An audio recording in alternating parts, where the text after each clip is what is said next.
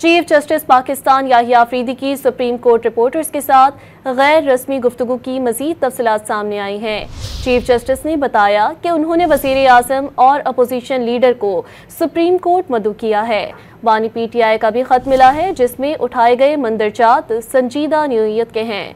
उन्होंने कहा कि 184(3) के मामलात को कमेटी में भेजने का फैसला किया है।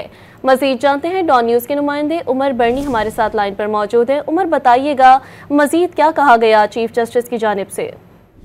जी बिल्कुल, चीफ जस्टिस याहिया अफरीदी ने सहाफियों से गैर रस्मी गुफ्तगू करते हुए कहा कि मुझे वजीर आजम का खत भी आया, वजीर आजम को अटॉर्नी जनरल के जरिए सलाम का जवाब भिजवाया और पैगाम दिया कि उनके खत का जवाब नहीं दूंगा। मैंने अटॉर्नी जनरल के जरिए वजीर आजम को पैगाम भिजवाया और कहा कि मेरा सलाम वजीर आजम साहब को पहुंचाएं।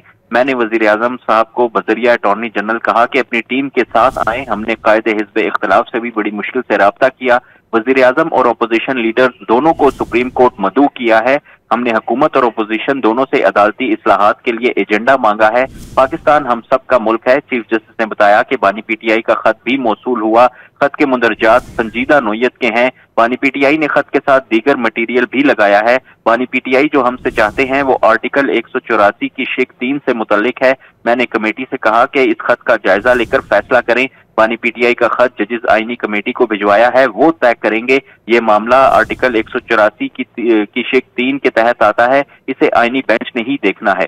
जी उमर, तफसीलात आपने हमारे साथ शेयर की, शुक्रिया।